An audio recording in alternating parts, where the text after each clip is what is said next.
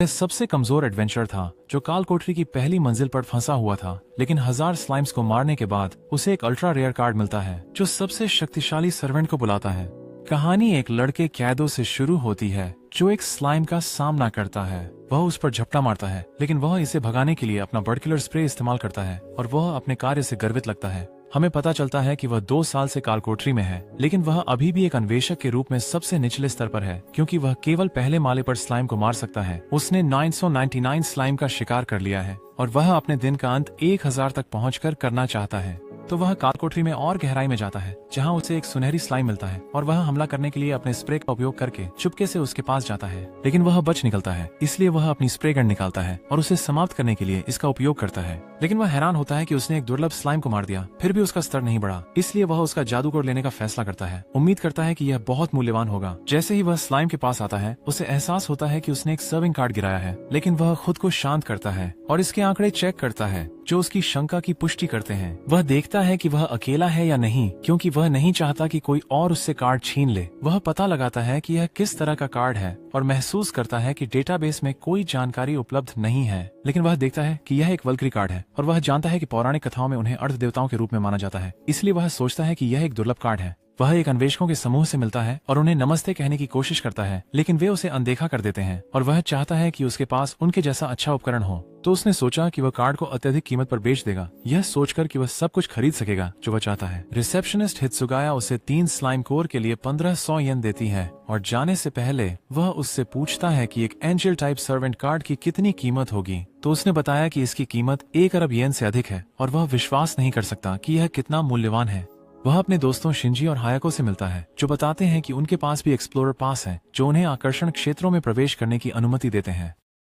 वे उससे पूछते हैं कि क्या वह अभी भी स्तर 3 पर है और वह उन्हें बताता है कि वह केवल स्लाइम को मारता है, इसलिए वह जल्द ही स्तर नहीं बढ़ाने वाला। वह सोचता है कि वे वापस डंगोनन में क्यों नहीं जा रहे हैं, तो वे उसे पहली बार की याद दिलाते हैं जब वे दूसरे माले पर गए जहां उनका सामना पहले गॉब्लिन से हुआ था। वे सोचते थे कि वे आसानी से जीत जाएंगे, लेकिन उसे हराने में असफल हुए और उन्हें खुद को ठीक करने के लिए औषधियां लेनी पड़ी। फिर उन्होंने उस घटना के बाद हार मान ली। उन्हें आश्चर्य होता है कि वह 2 साल से स्लाइम का शिकार कर रहा है और फिर भी इसे लेकर ऊब नहीं रहा है। तो वे जानना चाहते हैं कि उसे इसे करने के लिए क्या प्रेरित करता है, लेकिन वह कहता है कि उसके पास अपने कारण है। वह घर वापस आता है जहां उसके माता पिता चिंता करते हैं कि कहीं उसके काम की वजह से उसकी पढ़ाई पर असर न पड़े, लेकिन वह उन्हें आश्वस्त करता है कि वह ठीक है। जैसे ही वह नहाने बैठता है, उसे कार्ड का उपयोग करने के बारे में सोचता है। सोच रहा है कि इससे उसे काल कोठरी के गहरे स्तरों का पता लगाने की शक्ति मिलेगी, लेकिन वह जानता है कि अगर वह इसे बेच देगा तो वह सब कुछ खरीद सकेगा जो वह चाहता है। अगले दिन वह कासुरा नाम के एक सहपाठी से टकरा जाता है और वे एक साथ स्कूल जाते हैं। वह कहती है कि उसने उसे देर से घर आते देखा और पूछती है कि वह कहाँ गया था, लेकिन वह झूठ बोलता है कि वह अपने दोस्तों के साथ शहर में घूम रहा था। वे शिंजी और हायाको से मिलते हैं, लेकिन वह जल्दी से उन्हें किनारे ले जाकर उनसे कहता है कि वे उसे कवर करें, क्योंकि वह नहीं चाहता कि उसे पता चले कि वह काल कोठरी में जाता है। वह उनसे पूछती है कि उन्होंने पिछला दिन क्या किया, लेकिन जब तीनों अलग अलग जवाब देते हैं तो उसे लगता है कि काइडो काल कोठरी में गया था, लेकिन वह उसे आश्वासन देता है कि ऐसा नहीं है। अपनी कक्षा में काइडो अपने दोस्तों से पूछता है कि अगर उन्हें एक दुर्लभ नौकर कार्ड मिले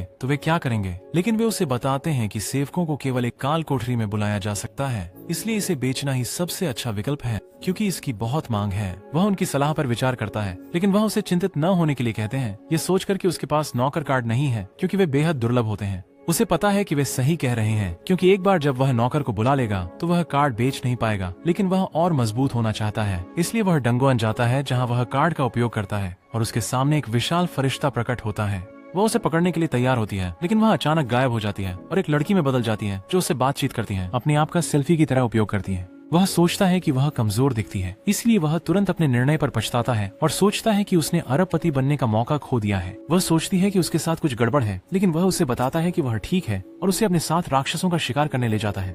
वह तुरंत एक स्लाइम का पता लगाती है और उसे उसकी तरफ ले जाती है। वह उसे अपने स्प्रे से मारने वाला होता है, लेकिन वह उससे कहता है कि वह इसका ख्याल रखे क्योंकि वह उसकी ताकत देखना चाहता है। तो वह अपने दिव्य बिजली के स्पेल से उस पर हमला करती है, जिससे वह निरुत्तर हो जाता है और उसे एहसास होता है कि उसके पास 170 बैटल पॉइंट्स हैं, मतलब वह उससे 17 गुना ज्यादा ताकतवर है। वह उसे बताती है कि वह भूखी है और उसे एहसास होता है कि वह स्लाइम के कोर को खाना चाहती है, इसलिए वह उसे खिला देता है। वह और स्लाइम्स को महसूस करती है और उन्हें हराने वाली होती है, लेकिन वह उसे रोक लेता है क्योंकि उसे लगता है कि उसे कोई पैसा नहीं मिलेगा, क्योंकि वह उन्हें मारने के बाद उनके कोर खा जाती है। लेकिन वह एक तरकीब सोचता है और उससे कहता है कि उसे दिखाए कि वे कहाँ हैं ताकि वह अपनी स्प्रे से उन्हें मार सके।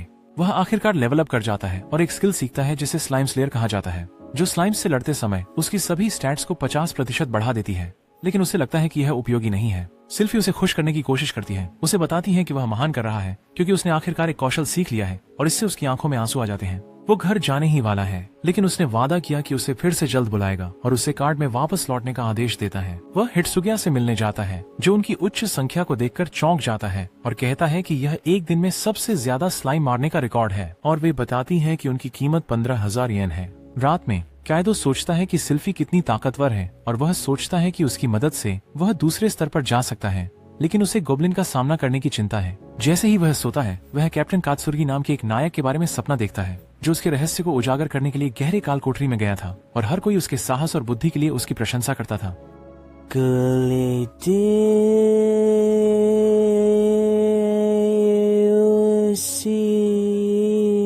लेकिन अचानक वो कांपने लगता है, इसलिए सिल्फी सोचती है अगर लेकिन वह उससे आश्वस्त करता है कि वह ठीक है। उसने याद किया जब वह 2 साल पहले दूसरी मंजिल पर गया था, लेकिन उसे अचानक पास में कोई गोब्लिन महसूस होता है, तो वह भागने लगता है।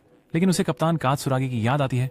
उसे पता है कि अगर उसमें साहस की कमी है तो वह हीरो नहीं बन सकता। वह खुद को थप्पड़ मारने लगता है, जिससे सिल्फी भ्रमित हो जाती है, लेकिन वह उसे बताता है कि वह खुद को उत्साहित कर रहा है। वे गोब्लिन के पास चुपके से पहुंचते हैं और कैनो सोफी से उसे हराने को कहता है, क्योंकि उसमें उसका सामना करने का साहस नहीं है। तो वह अपनी दिव्य बिजली का उपयोग करने की तैयारी करती है, लेकिन काइडो अपना मन बदल लेता है और इसे खुद हराना चाहता है। लेकिन उसके पैर कांपने लगते हैं और वह उससे कहता है कि अगर उसे कोई परेशानी लगे तो उसकी मदद करे। वह गोब्लिन पर वार करता है, लेकिन चूक जाता है और वह उस पर हमला कर देता है। तो वह अपनी ढाल का इस्तेमाल करता है और उसे पीछे धकेलता है। वह एक और वार करता है, लेकिन यह उसे अचेत कर देता है और उस पर झपटता है, लेकिन वह अपने स्प्रे का उपयोग करके इसे अंधा कर देता है। वह अपनी तलवार उठाता है और अंतिम प्रहार करने की तैयारी करता है, लेकिन वह एक पत्थर से ठोकर खा जाता है और गलती से गोब्लिन को मार देता है, जिससे उसे लड़ाई जीतने का मौका मिल जाता है। वह लगभग रोने ही वाला है और सिल्फी उसे बताती है कि वह अद्भुत है, लेकिन वह सोचती है कि अगली बार उसे मदद करनी चाहिए। वह लेवल बढ़ाता है और हैरान होता है कि 1000 स्लाइम्स को मारने से कुछ नहीं हुआ, लेकिन एक गोब्लिन को हराते ही वह लेवल अप हो गया। वह एक नई स्किल सीखता है जिसे गोब्लिन स्लेयर कहा जाता है, जो उन लोगों को दी जाती है जो गोब्लिन का डर दूर करके खुद से एक को हरा देते हैं। यह उसकी स्टैट्स को गोब्लिन से लड़ते समय 10% बढ़ा देता है, लेकिन यह सिर्फ एक अस्थायी स्किल है क्योंकि उसे लड़ाई के दौरान किस्मत से मिला था। वे और गोब्लिन्स का शिकार करना शुरू करते हैं और कैडो के स्टैट्स लगातार बढ़ते रहते हैं। वह सोचता है कि क्या सिल्फी को इस काल कोठरी के बारे में कुछ पता है,